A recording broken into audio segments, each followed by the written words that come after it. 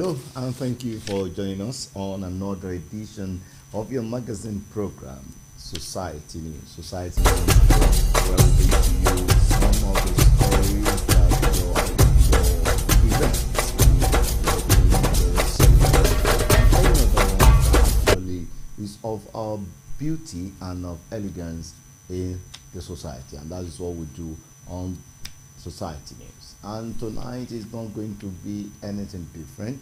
Definitely it's going to be a little bit better, because we're going to be starting from Ikere Ekiti, where we have one of our former Director General who was honored by members of his profession, a barrister, and the event took place in Ikere, and from there we'll definitely move to Emure, where they held their Emure Day in 2023, and definitely we're going to end it at Ado Ekiti, where one of the permanent secretaries in Ekiti State Civil Service retired recently, and that's going to be our lineup for tonight. But before we go into that, we'll first of all go over the major news for tonight, and after that, then I'll come back for the society news. Please don't go.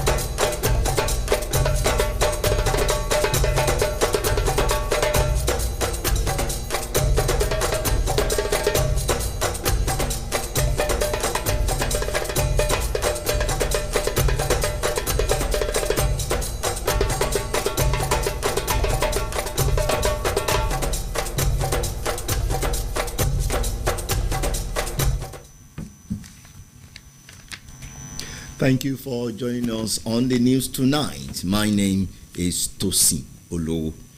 Our cleric, Pastor Adedapo Adesina, has called on Christians to reflect on the significance of the birth of Jesus Christ at all times as they celebrate this year's Christmas. Pastor Adesina, who is the pastor in charge of the Redeemed Christian Church of God Intercessor Sanctuary in Ado, said that Christmas was a time to acknowledge the love God has towards humanity. Adedayadile has details of this and other church stories.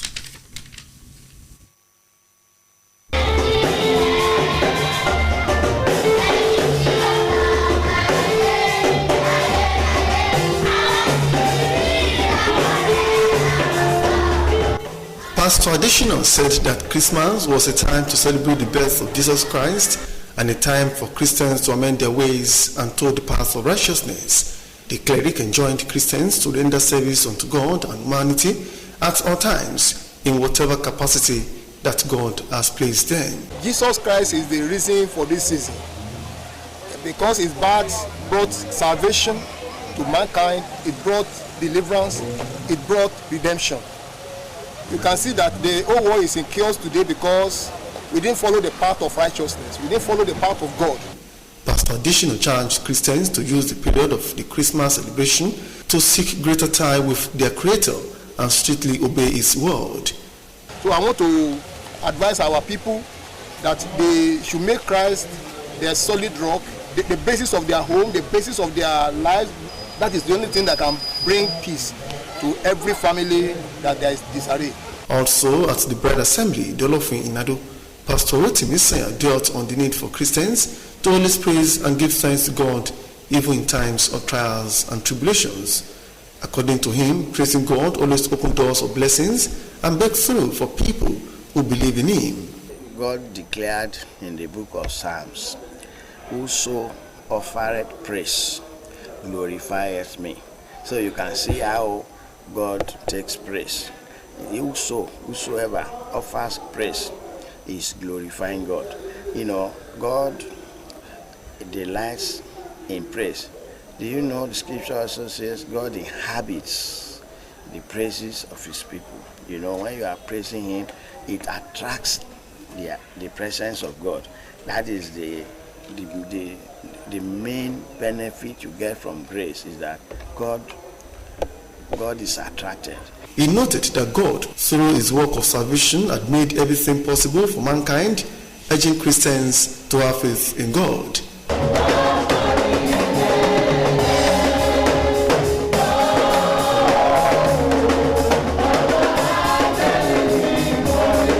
Adedayo Adile reporting.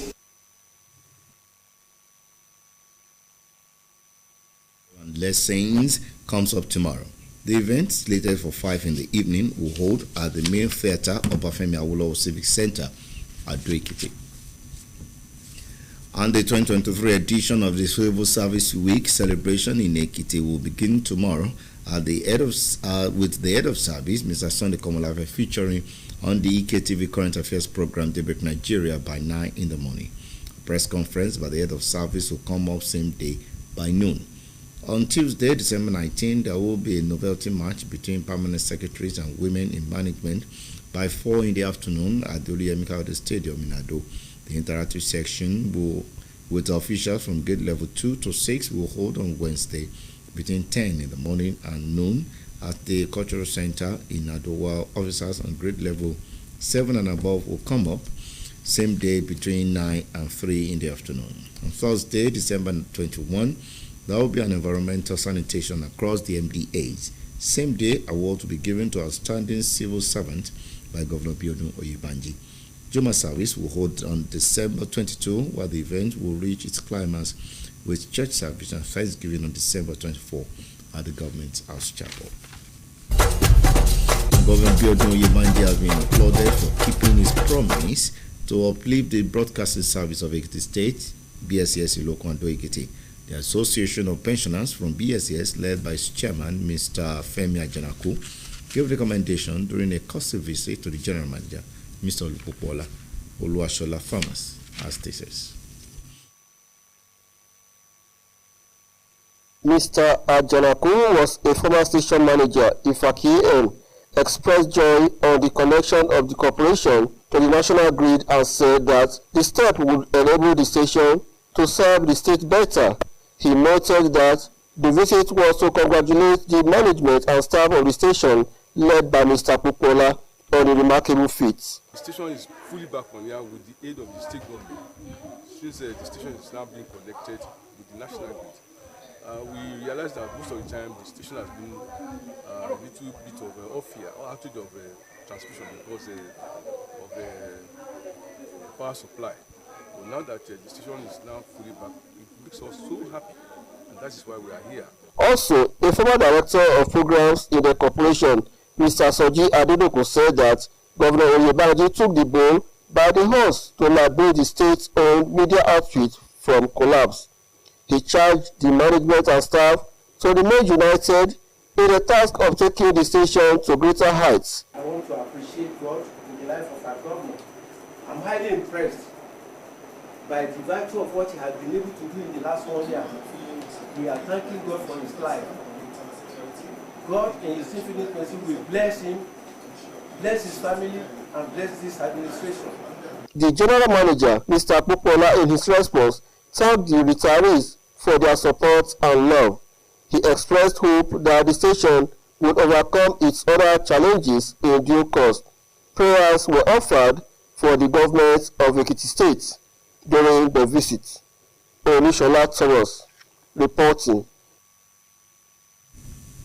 The Pan-African Yoruba Cultural and Political Organization Afenifere has called on the federal government and security agencies to rise up to combat the rising cases of insecurity, particularly kidnapping, in recent times.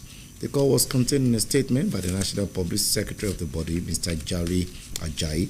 He further enjoined the federal government to urgently address the political, economic, and ideological factors identified by the spokesman of the Department of State Security, DSS, Mr. Peter Funaya, as being responsible for recurrent incidences of kidnapping and banditry.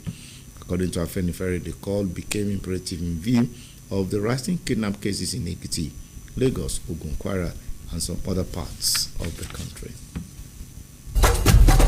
The Nigerian Labour Congress NLC and the Trade Union Congress TUC have jointly disavowed a purported strike, noticing circulating widely asserting that neither organization has issued such an ultimatum to commence a strike action tomorrow. A notice circulating widely, purportedly signed by the General Secretary of the NLC, Emmanuel Ogboaja, and the Secretary General of TUC, Unutoro, claimed an impending nationwide strike starting Monday, December 18. However, the NLC and the TUC have refuted the authenticity of this notice, categorically denouncing it as false. To effectively secure the country this Utah season, the Inspector General of Police, IGP Kayode Egbetokun, will meet with Deputy Inspectors General of Police, DIGs, Assistant Inspector Generals of Police, Commissioner of Police, and other top commands in the force. The meeting, which will be held at the force headquarters in Abuja tomorrow, was announced in a statement by the force spokesman Ademuyiwa Adejobi. Egbetokun is expected to roll out the achievement of the police within the last 10 weeks. Nigerian woman Dr. Olushimbo Ige has been appointed as a commissioner of the Chicago Department of Public Health, thus becoming the first black female to occupy the position. Mayor Brandon Johnson officially announced the appointment. Dr. Ige received a Bachelor's of Medicine and Surgery and a Master of Science in Epidemiology and Biostatistics from the University of Ibadan.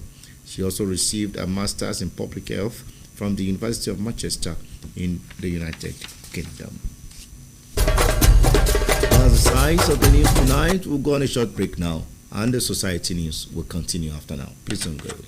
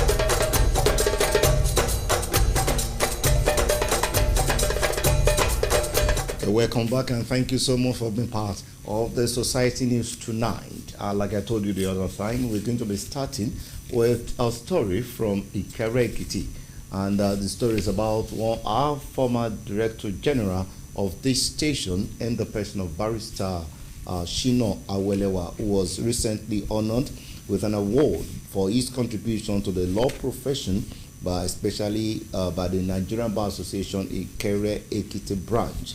And the event, which as members of the bar and the bench afforded him the opportunity to redouble and to promise to do more for humanity and the profession. Let's listen to the news. There is a saying that wealthy persons with millions at their disposal should spend their money on the betterment of society during their lifetime, because it will benefit us all as a race. This best describes the vision and mission of a man of many parts who had affected both his profession and the less privileged, Mr. Shina Awelewa. Recently, members of the Nigerian Bar Association Ikere Ekiti branch honored him with a prestigious award for his contribution as a foundation member of the association. It was a gathering of lawyers and both in the bar and the bench as they celebrated their end of the year and award party. Out of so many awardees, Mr. Awelewa stood out for his numerous contributions. Awelewa is a foremost member of this branch.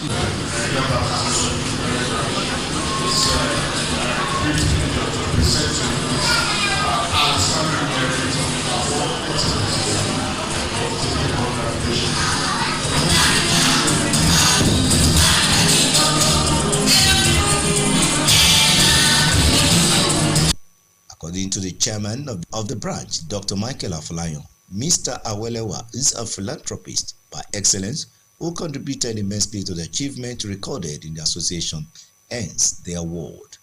Being a very dedicated member all through. And another thing that we notice about him is that he is a philanthropist, and the fact that he is not most times within the country does not stop him from playing his role as a leader in the branch. So when we looked at it this year, we just said this person must be honored at this time. And true to it, he also showed up, like he came all the way from the United States of America. The award recipient, who could not hide his joy at the recognition, promised to do more for humanity. If you can be recognized by your people, because I'm a member of the Nigeria Bar Association, if they can recognize my contributions, not only to humanity, but my contribution to this chapter, to this NBA chapter, Ikere branch. I was one of the pioneer members. Your contribution to make a change in the life of somebody, to impact positively in the life of somebody. So I will continue to do more. He used the occasion to call on youth to shun mentality of get-rich-quick syndrome and work with integrity to make a living. Citizens of Nigeria too, they are contributing to the problem. A graduate of this year want to be using the same phone I'm using. It can't work. I've passed through so many stages. They want to live the kind of life you are living. Nobody is ready to work. His brother, Pastor Awelewa, who also graced the occasion, described him as a man who is committed to the welfare of his immediate and extended families. Mọ́ra ó dẹ̀ ní lárí ó ṣojúṣe fún gbogbo àwọn ẹbí ẹ fọ̀rọ̀ wa ṣeré rárá. Mr. Awelewa used the opportunity to give out scholarships to outstanding students from Ilawe and Ikere Ekiti under the Shina Awelewa Foundation. Some of the students thanked Mr. Awelewa for the privilege and promised to remain committed to the academics. This opportunity to thank Mr. Awelewa, Shina Awelewa Foundation for this privilege we will be enjoying. Is to thank Barrister Shina Awelewa for his encouragement for we the students. Mr. Awelewa, who was Director General of the Broadcasting Service of Ekiti State BSCS in 2011, is also the Grand Patron of the Art of Kindness, an NGO, served as patron of Apwecon, and member of many professional bodies, including the Nigerian Union of Journalists, NUJ. Tosin Olowo, Society News. A big congratulations to our former Director General, Barrister Shina Awelewa, for adding another, another feat, another laurels to all those that he has been collecting over the years. Once again, a big congratulations. And from there, we're going to Emure Ekiti. In Emure Ekiti, recently, last week, the people of Emure Ekiti, they had what is called Emure Unity Day, and it brought together personalities from far and near, and in order to celebrate the day. It's always something that celebrates just once in a year, and this year's own brought together people who came to think, to reason together on how to develop the community, and also give them the opportunity to raise funds for the establishment of Emure Polytechnic. Adedaya Delay was our guide. Please, let's go.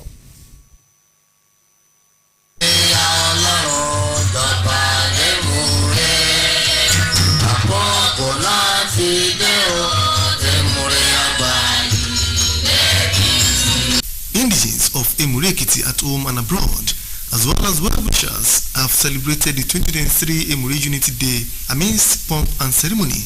The event, held at St. Peter's Anglican Primary School playing field, was hosted by Emure Ekiti Rebirth Agenda Group.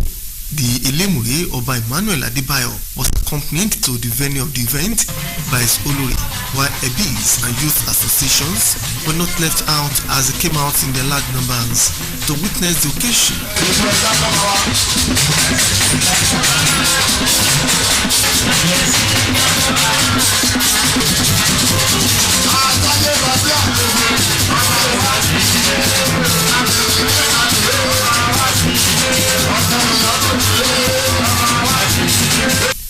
It was indeed a joyous moment and a period of stock taking for the people of the community, as various cultural groups entertained the gathering.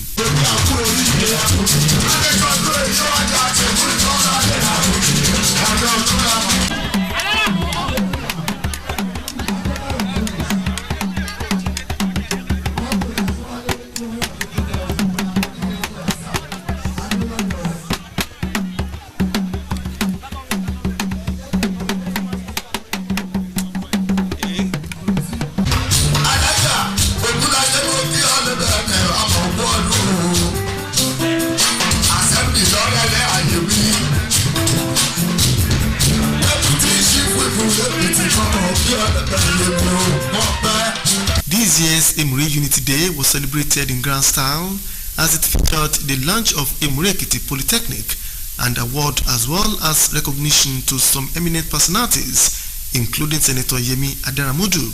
Chiefs from various quarters, women groups, youth associations among other groups paid homage to the Elemure.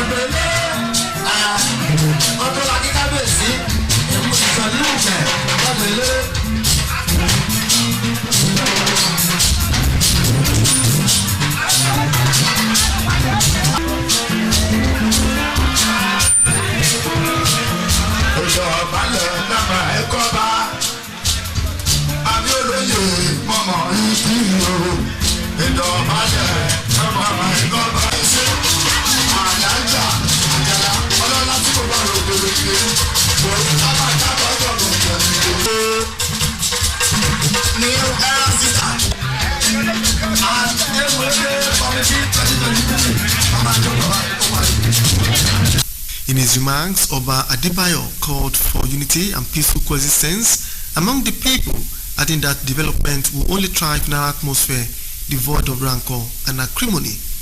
The traditional ruler explained that development of the community should be a collective responsibility, irrespective of religious and political affiliations. We want everybody to support us and make this dream a reality. Emure Ekiti Polytechnic, we turn Emure from just a small Emure that people know to a city, and it will be a reference point for other societies.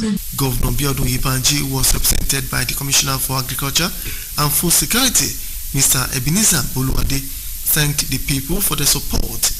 He said that the present administration would continue to implement projects that will make life more meaningful to the people of the area. The Executive Council of the State approved the reconstruction of Ikere Emure Road, and by the grace of God, it has been empowered with money in financial initiative or approval. But the word from my own side is that we should continue as one. Our unity is very, very important. Whether you are a politician or you are not, united we stand. Divided will not help us. The President, Emure Ekiti Progressive Association, Dr. Abel Ibidabo, in his remarks, said that the occasion was designed to foster unity among indigenes and work for the realization of the community polytechnic. I am happy to report today that appreciable success have been made so far. In my interaction with the members of Emure Ekiti Agenda, I was convinced that the group has a blueprint and roadmap that will lead to the manifestation of the Polytechnic. The coordinator, Emure Agenda Group, Mr. Larry Uwe, said that members would continue to champion the cause of education and social development of the community. Emure Ekiti Agenda has developed a 20-year developmental agenda anchored on our motto, education, technology, and social development. Our launch pad is education. Hence, the pride of place accorded the Emure Ekiti Polytechnic, which aspires to be the hub of excellence and testament to our commitment to generation that will follow. The chief launcher, Emure Unity Day 2023, Mr. Bode Thompson, thanked the community for the honor and urged the people of the town to continue to support the Elimure for overall development of the town. It's very important that every sons and daughter comes together to develop their community. Once there's unity, when there's peace, I think that's the bedrock, the foundation rather, for development. High point of the event was the presentation of Award of Excellence to some eminent personalities at the event.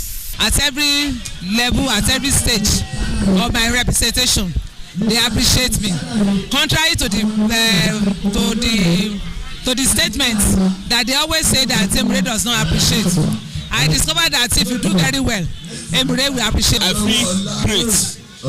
I feel fulfilled for the fact that they, recognize the little contribution we are doing to our people, and this has really encouraged me, by God's grace, to do more. I'm very happy for Emure Ekiti. In actual fact, I never expected something as big as this. I've seen them announce former Emure Day. This one is special. For my community to deem me fit in honoring me today is because of the work that they believe that I have done in the community. Some members of the community who spoke with Society News thanked God for the success of the event and called on people of the community to always come home to develop the town. I want to appreciate the good job that they have done, and I just want to thank God on their behalf and pray that everything that belongs to them, Almighty God will continue to increase it for them. And for Emure, the Kabiyesi will live long, his reign will be peaceful, he has been peaceful, his reign will continue to be peaceful. I feel elated and very happy to be here today. I'm a proud son of Emure Ekiti in Ekiti State, and I'm very happy to see my people again today. Others have preached from the Kabiyesi to everybody I've spoken before. In unity we stand, and divided we fall. I only get better from this point because, as I said, with unity, anything can be done, and that is what we have tried to do, bringing together sons and daughters from all walks of life to show that things are possible when done in unity. Advice is that we should always come together, cooperate, and think of what we can do for our town to uplift our town. We shouldn't leave everything for the government to do. This year, Unity Day is a special one in the sense that we are donating money for the establishment of a polytechnic, Emure Ekiti Polytechnic. The event was handed off with donations towards Emure Ekiti Polytechnic. Adedayo Adile, Society News. Thank you, Adedayo, for that report, and I want to congratulate the people of Emure for celebrating another Unity Day. And from Emure, we're coming back to Ado-Ekiti. Recently, some weeks ago, one of the permanent secretary in the Ekiti State Civil Service and the permanent secretary, Ministry of Fiscal Planning and Urban Development, Engineer Adiola Johnson, bowed out of service meritoriously, and the day also coincided with his 60th birthday. And according to him, he said he came, he saw, and he conquered. The report.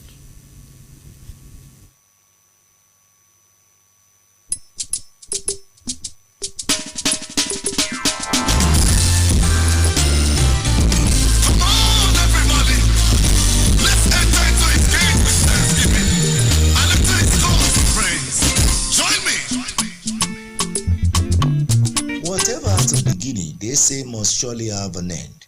Ecclesiastes chapter 7 verse 8 says, better is the end of a thing than its beginning thereof.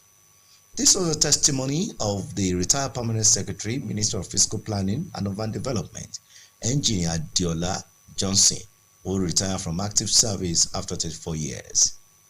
The 3-in-1 event, which was put together to mark his retirement and his 60th birthday, began with a public lecture organized by the Nigerian Institute of Civil Engineers, NICE, with the theme Road Failure, Causes and Solutions, the Challenges and Why Roads Collapse in Nigeria, was chaired by the Ekiti State Head of Service, Mr. Sunday Komolafe. Guest lecturers including Professor Olugbenga Aribisala, identified rainfall, improper and no drainage system, inadequate mixture design, and poor workmanship as some of the problems. That problem is what should be taken to the laboratory.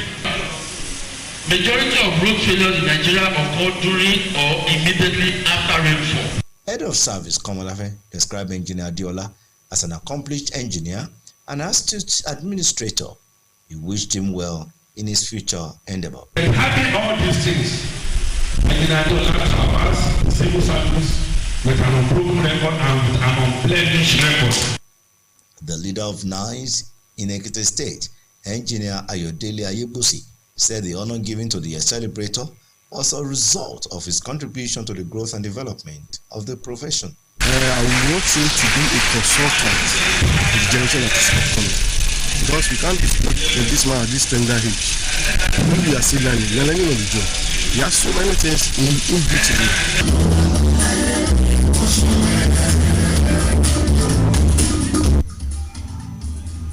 It was an atmosphere full of celebration and emotion as staff of the Ministry of Fiscal Planning and Urban Development celebrated the administrative head, Engineer Diola. The event was graced by the Commissioner of the Ministry, Mr. Oladapo Karonwi. One thing that connects us, he is very deep and intelligent, sound. His staff, friends, and family members spoke glowingly about Engineer Diola, whom they described as a mentor, supporter, and great father. The climax of the two-day event was a Thanksgiving service at the Anglican Church in Nado, where friends and families joined to thank God for a peaceful retirement.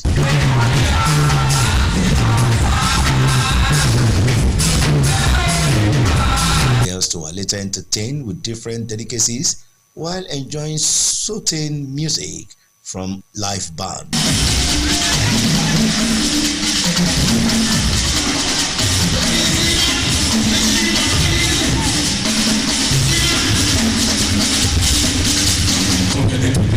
We thank God for his life, for what God has done in his life. The wife of the celebrant described her husband as a perfect gentleman who is committed to the development of all and a great father. For giving me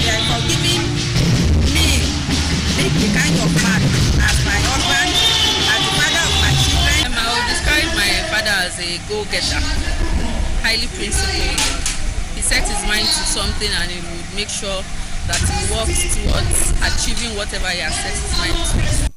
Engineer Diola could not hide his joy, thank God for seeing him through the service and promised to use the remaining part of his existence to serve God and humanity. March is a man of bread.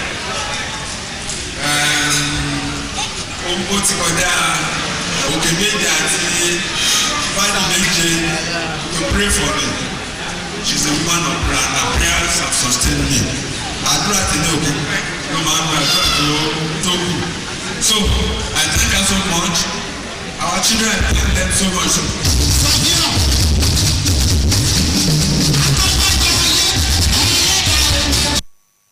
Tosilo Society News. Once again, congratulations to Engineer Adeola Johnson for achieving that feat. And that's how far we can go tonight on the Society News. Definitely next week is going to be another exciting time. Thank you so much for being part of the program, and from all of us, it's good night.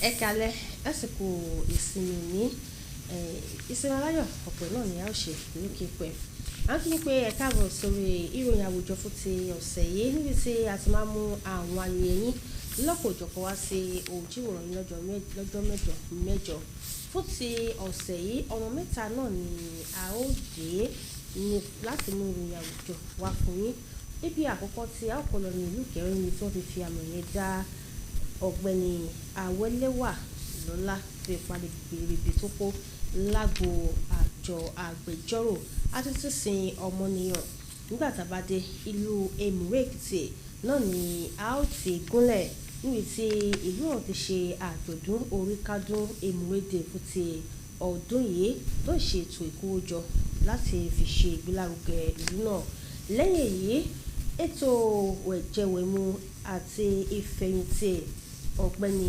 ẹnjìníà Adéọlá náà ni a fi kásẹ̀ ìròyìn àwùjọ nílẹ̀ ní òní ìlú Adó náà ni a ó gún wá sí ìwọ̀nyí náà ni a ó máa fi tó yín létí lórí ìròyìn àwùjọ fún ti ọ̀sẹ̀ yìí ẹ má yẹ kúrò ń bẹ̀ o ṣùgbọ́n kí tó mú ìròyìn náà wá jẹ́ kí mú ohun tí a ní fún ti òní wá fún yín wọ́n padà bọ̀.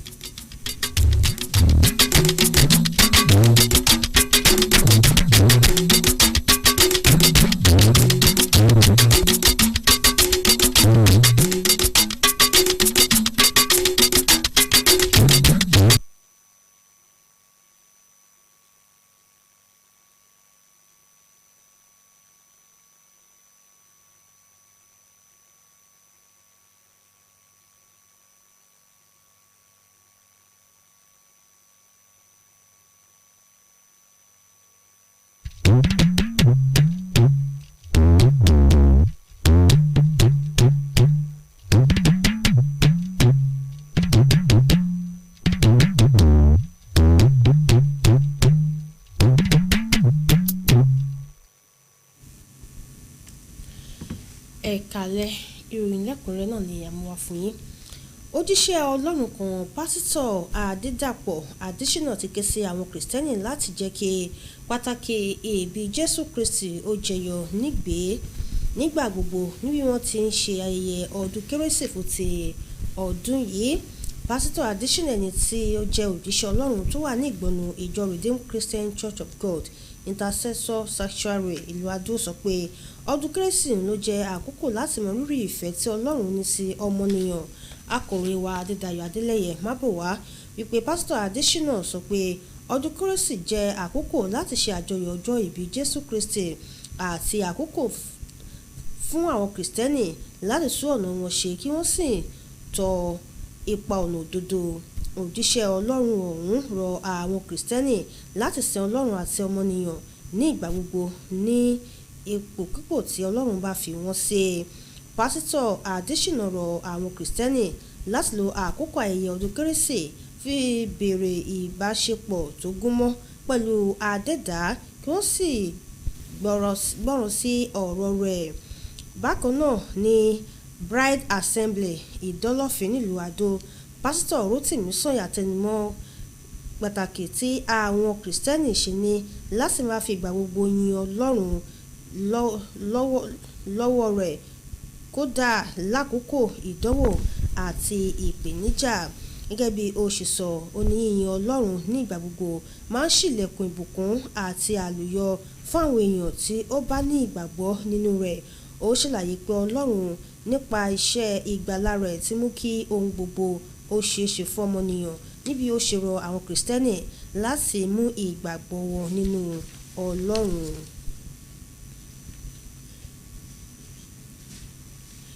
Ètò orin Kérésì àti àṣàyàn inú Bíbélì kíkà ti ìpínlẹ̀ Èkìtì fún tọdún yìí yóò wáyé lọ́la.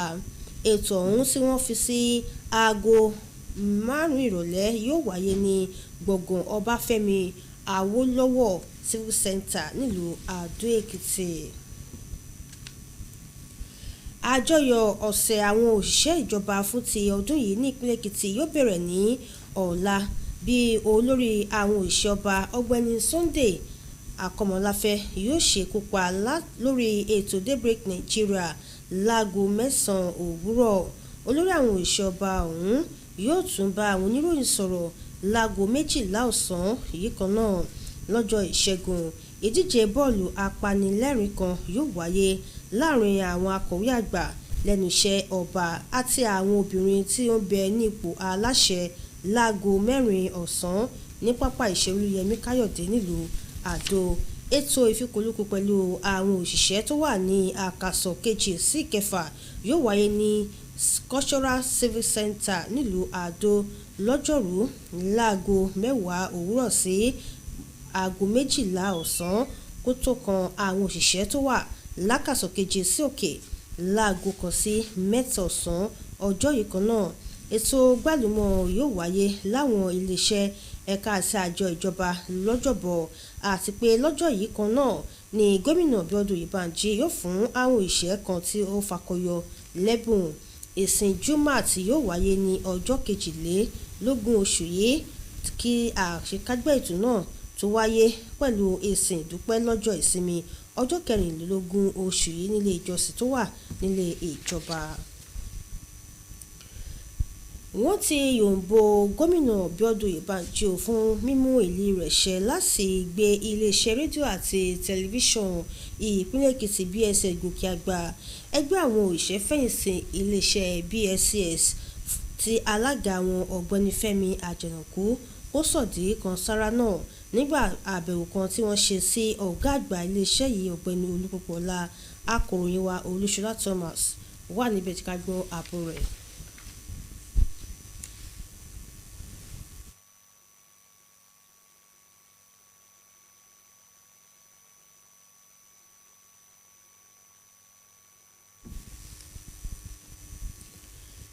Atọrọ gáfárà fún ìdádúró ráńpẹ́ tó wáyé náà.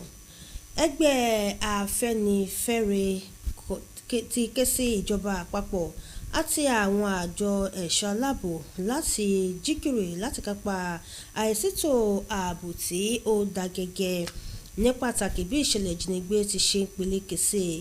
Ọ̀rọ̀ yìí ló wà nínú àtẹ̀jáde kan èyí tí akọ̀wé alukoro ẹgbẹ́ náà nílẹ̀ yìí ọ̀gbẹ́ni Jàre Àjàyí fi léde. Ó tún rọ ìjọba àpapọ̀ láti tètè bójútó ọ̀rọ̀ òṣèlú, ètò ọrọ̀ ajé àti àwọn nǹkan míì èyí tí agbẹnusọ àjọ ọ̀tẹlẹ̀múyẹ́ DSS ọ̀gbẹ́ni Peter Afunnayan mẹ́nubà gẹ́gẹ́ bí ohun tí ó ń fa ìṣẹ̀lẹ̀ ìjínigbé èyí tí àti ìwà àgbésùmọ̀mí. Gẹ́gẹ́ bí ohun tí ẹgbẹ́ Afẹ́nifẹ́re sọ, wọ́n ní ìpè náà pọn dandan látàrí bí ìṣẹ̀lẹ̀ ìjínigbé ṣe ń peléke sí nípínlẹ̀ Èkìtì, Ògùn, Èkó, Kwara àti lápá àwọn ibòmíì lórílẹ̀-èdè yìí. Ẹgbẹ́ òṣìṣẹ́ NSA àti TUC tí pòǹpọ̀ sọ wípé kò sóòótọ́ nínú àtẹ̀jáde kan tó ń káàkiri nípa ìwà ìyanṣẹ́lódì níbi wọ́n ti sọ wípé àwọn ẹgbẹ́ òṣìṣẹ́ náà kò gba irúfẹ́ èrò bẹ́ẹ̀ láti gùnlé ìyanṣẹ́lódì lọ́la. Àtẹ̀jáde kan tí wọ́n sọ wípé èyí tó ń káàkiri tí wọ́n ní akọ̀wé gbogbogbò ẹgbẹ́ NSA Emmanuel Igboaja àti ti TUC Nuhu Toro fọwọ́ sí pé ìwà ìyanṣẹ́lódì yóò bẹ̀rẹ̀ lọ́la. Àyè ẹgbẹ́ NSA àti TUC sọ wípé kò sóòótọ́ nínú àtẹ̀jáde kan náà tí wọ́n sì sọ wípé irọ́ tó jìnnà sóòótọ́ ni ọ̀rọ̀ ọ̀hún. Wáyé o láti lè jẹ́ kí ètò ààbò tó múyán lórí wà lákòókò pọ̀pọ̀ ìsìn ọdún yìí lórílẹ̀-èdè Nàìjíríà. Ọ̀gá àgbà yanyan àjọ ọlọ́pàá Káyọ̀dé Ẹgbẹ́tókun yóò ṣèpàdé pọ̀ pẹ̀lú àwọn igbákejì ọ̀gá àgbà ọlọ́pàá, olùrànlọ́wọ́ ọ̀gá àgbà ọlọ́pàá, kọmíṣánná ọlọ́pàá àti àwọn lọ́gàálọ́gàá lájọ ọ̀hún. Ìpàdé náà tí wọn yóò ṣe lóríléeṣẹ́ àjọ náà nílùú Àbújá lọ́la ní agbẹnusọ àjọ ọ̀hún Adémúyìwá Adéjọbí fi léde. Ẹgbẹ́tókun ni wọ́n retí láti na àwọn àṣeyọrí rẹ̀ lájọ ọlọ́pàá náà níbẹ̀ láàrin ọ̀sẹ̀ mẹ́wàá sẹ́yìn. Arábìnrin ọmọ orílẹ̀-èdè Nàìjíríà kan, Dókítà Olúṣìńbọ̀ Ìgè ni wọ́n ti yàn gẹ́gẹ́ bí kọmíṣánná fẹ́ka ètò ìlera ní Chicago, tí ó sì jẹ́ adúláwọ̀ àkọ́kọ́ lóbìnrin tí yóò di irú ipò bẹ́ẹ̀ mú. Mayor Brandon Johnson ló kéde yàn sípò náà. Dókítà Ìgè ló kẹ́kọ̀ọ́ gboyè ìmọ̀ dókítà àti iṣẹ́ abẹ àkọ́kọ́ àti ìkejì ní fásitì ìlú Ìbàdàn. Bákan náà ni ó tún kẹ́kọ̀ọ́ gboyè kejì lẹ́ka ètò ìlera ará ìlú ní fásitì Manchester United lórílẹ̀-èdè Gẹ̀ẹ́sì. Ìròyìn wa fún ti àṣẹ lónìí kò ní ju báyìí lọ. Ẹ jẹ́ kí n lódì kejì náà láti mú ìròyìn àwùjọ ìtaní fún yín wá. Ẹ má yí kúrò mẹ́.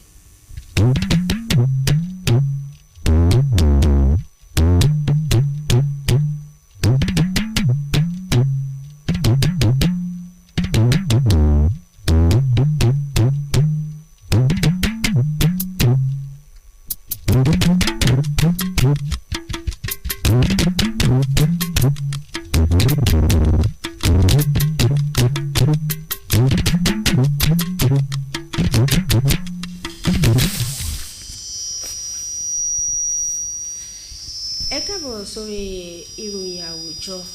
Ìyábọ̀ Olówó Kéré ní orúkọ tèmi. Ọ̀gá àgbà tẹ́lẹ̀rí fún iléeṣẹ́ rédíò àti tẹlifíṣàn ìpínlẹ̀ Èkìtì Barrister Shina Awelewa ni ó ti fi àmì ẹ̀yẹ dálọ́lá fún ipa tí ó kó lẹ́ka ètò òfin ní pàtàkì lẹ́gbẹ́ agbẹjọ́rò ẹ̀ka tìlú Ìkẹrẹ. Ètò ọ̀hún ló fún àwọn ọmọ ẹgbẹ́ agbẹjọ́rò náà láǹfààní láti gùn ní kẹsẹ̀ láti lè túbọ̀ fikún akitiyan rẹ̀ láti ṣiṣẹ́ sin ọmọnìyàn sí i.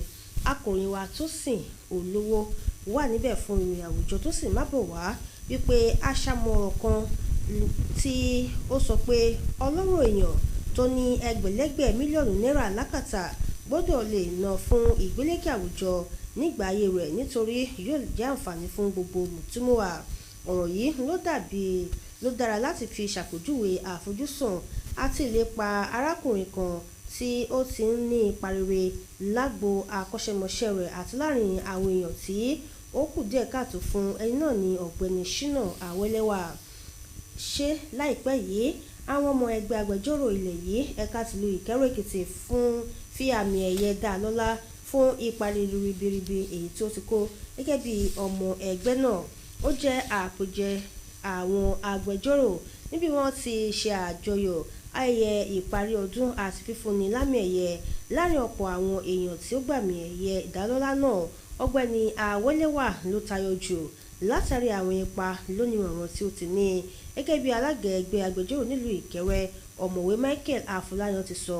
Ọ̀gbẹ́ni Awelewa ló jẹ́ ẹlẹ́yinjú àánú tó sì ti kópa tó gíríkì sí àṣeyọrí tí ẹgbẹ́ náà ní lákọọ́lẹ̀ fún ìdí èyí lámì ẹ̀yẹ ọ̀hún ṣe tọ́ sí i. Ọ̀gbẹ́ni Awelewa lo àǹfààní náà láti fún àwọn akẹ́kọ̀ọ́ tí ó fakọyọ nílé ẹ̀kọ́ wọn láti lu Ìlàwẹ̀ àti Ìkẹrẹ Èkìtì lẹ́bùn owó ọ̀fẹ́ lábẹ́ àjọ Shina Awelewa. Àwọn akẹ́kọ̀ọ́ náà dúpẹ́ lọ́wọ́ ọ̀gbẹ́ni Awelewa fún inú rẹ̀ ọ̀hún tí wọ́n sì ṣèlérí láti gbájúmọ́ ètò ẹ̀kọ́ wọn. Ọ̀gbẹ́ni Awelewa ló jẹ́ ọ̀gá àgbà iléeṣẹ́ rédíò àti tẹlifíṣàn ìpínlẹ̀ Èkìtì BSS lọ́dún 2011.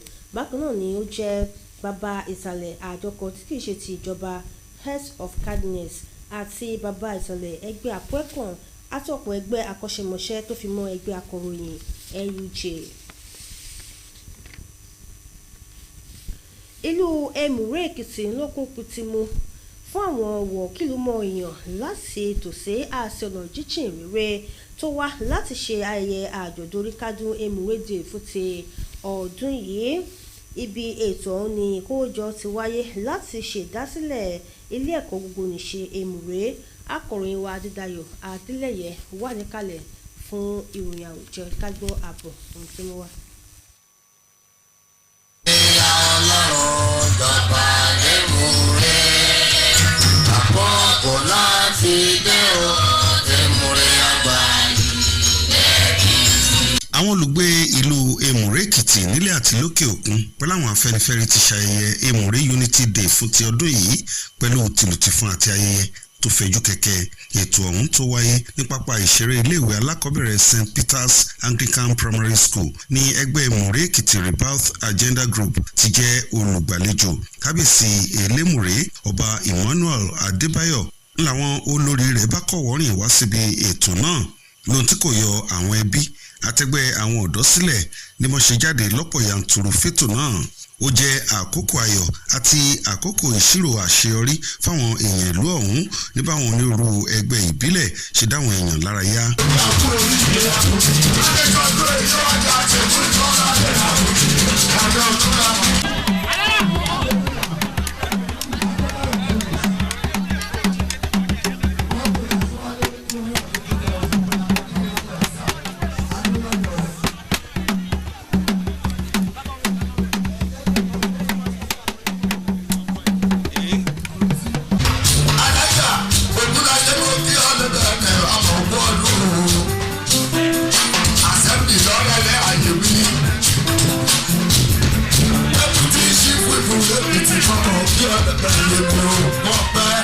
ayẹyẹ ìmúrédè tọdún yìí ni wọ́n ṣe lára ọ̀tọ̀ o níbi wọ́n ṣe ṣèfilọ́lẹ̀ iléèwé gbogbonìṣe Èmùrè Polytechnic àti ìfàmì ẹ̀yẹ dánilọ́lá pẹ̀lú bí wọ́n ti yẹ àwọn ìlú mọ̀ọ́ká èèyàn kan sí níbi ètò náà tó fi mọ́ sẹ́nitọ̀ Yẹmí Adaramodu, àwọn olóyè láwọn àdúgbò, àwọn ẹgbẹ́ obìnrin, àwọn ẹgbẹ́ ọ̀dọ́ pẹ̀lú àwọn mìíràn ni wọ́n ṣe kádé ọpẹ́ lórí sí kábíyèsí Elémùrè.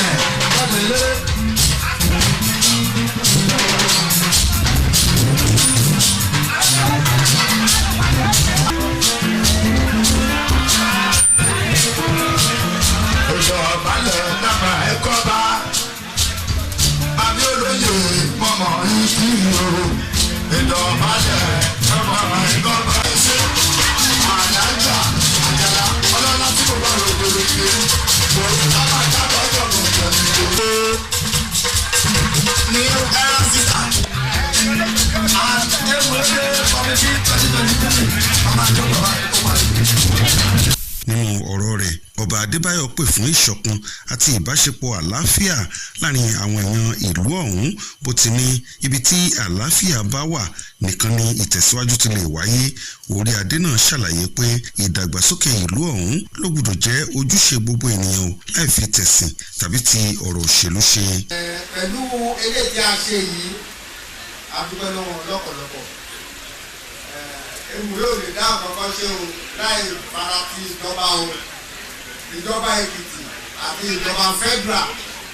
Gómìnà Bíọ́dún Oyèbánjí, ẹni tí kọmíṣánná fọ́rọ̀ ìpèsè oúnjẹ lọ́pọ̀ yanturu ọ̀gbẹ́ni Ebenezer Bolúwadé ṣojú fún, dúpẹ́ lọ́wọ́ àwọn èèyàn ìlú ọ̀hún fún àtìlẹ́yìn wọn. Ó sọ pé ìjọba tó wà lálẹ́fà lẹ́kìtì yóò tẹ̀síwájú láti máa ṣàwọn àkànṣe iṣẹ́ èyí tí yóò máa yé dẹrùn fáwọn èèyàn agbègbè náà. Nínú ọ̀rọ̀ rẹ̀, ààrẹ ẹgbẹ́ ìdàgbàsókè ìlú Èmùrè ọ̀mọ̀wé Abel Ìbídàpọ̀ jẹ́ kó di mọ̀ wípé ayẹyẹ ọ̀hún ni wọ́n gbé kalẹ̀ láti ṣàrídájú ìṣọ̀kan láàrin àwọn èèyàn ìlú náà àti láti ṣiṣẹ́ fún ìṣàrídájú ìdásílẹ̀ iléèwé Polytechnic sílùú náà. Ẹni tó jẹ́ alákòóso ẹgbẹ́ Èmùrè Rebirth Agenda Group ọ̀gbẹ́ni Lánrè Owóẹ̀yẹ sọ pé àwọn ọmọ ẹgbẹ́ náà yóò tẹ̀síwájú láti máa ṣàtọ́nà ètò ẹ̀kọ́ àti ìdàgbàsókè ohun amáyédẹrùn ìlú náà. Pàbàmbarì ètò ọ̀hún ni bí wọ́n ṣe fáwọn ìlúmọ̀ọ́ká èèyàn kan lámì ẹ̀yẹ ìdálọ́lá níbi ètò náà. Àwọn ọmọ ìlú náà kan tí wọ́n bá ikọ̀ ìròyìn àwùjọ sọ̀rọ̀ dúpẹ́ lọ́wọ́ Ọlọ́run fún àṣeyọrí ètò ọ̀hún pẹ̀lú ìpè sáwọn aráàlú náà láti máa wá sílé láti lè mú ìdàgbàsókè bá ìlú abínibí wọn. Ètò ọ̀hún ni wọ́n fẹnu rẹ̀ kò pẹ̀lú gbígbọn ọwọ́ sáwò fún àtìlẹ́yìn iṣẹ́ ìdásílẹ̀ iléèwé gbogbonìṣe sílùú Èmùrè Èkìtì. Adérẹ̀mí Ògúnlẹ̀yẹ fún ìròyìn àwùjọ. Lẹ́yìn ọdún mẹ́rìnlélọ́gbọ̀n iṣẹ́ àṣekára lẹ́nu iṣẹ́ ọba, akọ̀wé àgbà iléeṣẹ́ fọ́rọ̀ ààtò ìlú àdàgbàsókè ìlú ńlá onímọ̀ ẹ̀rọ Adéọlá Johnson ti fẹ̀yìntì lẹ́nu iṣẹ́ ìjọba. Ọjọ́ náà ló tún ṣe pẹ̀kínrẹ́gí pẹ̀lú ayẹyẹ 60 ọjọ́ ìbí rẹ̀. Tósìn Olówó wà níbẹ̀ fún ìròyìn àwùjọ ká gbọ́ ẹ̀kúnrẹ́rẹ́ rẹ̀.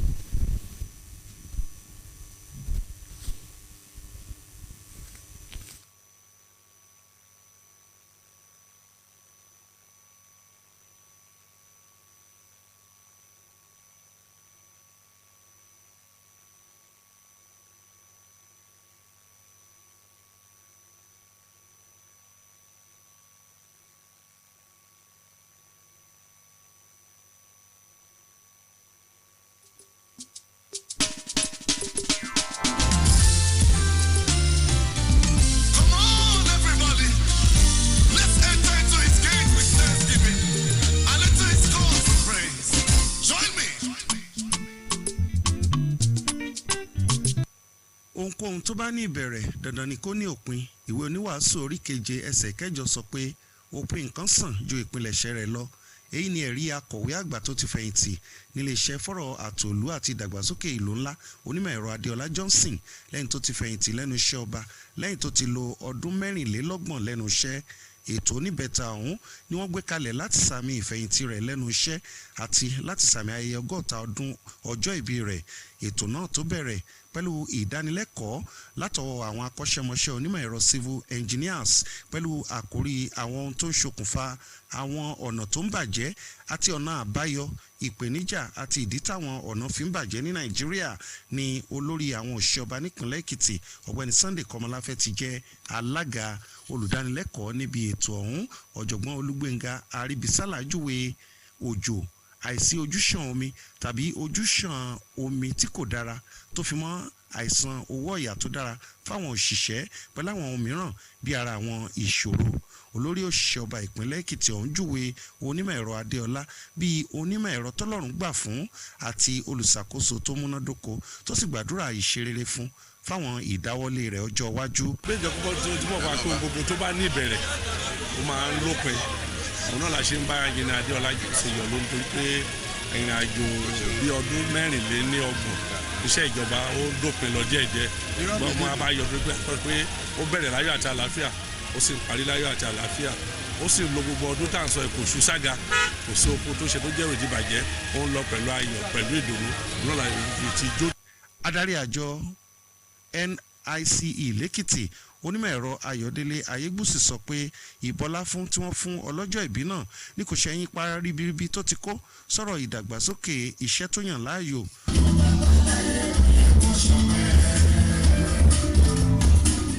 Ó jẹ́ àkókò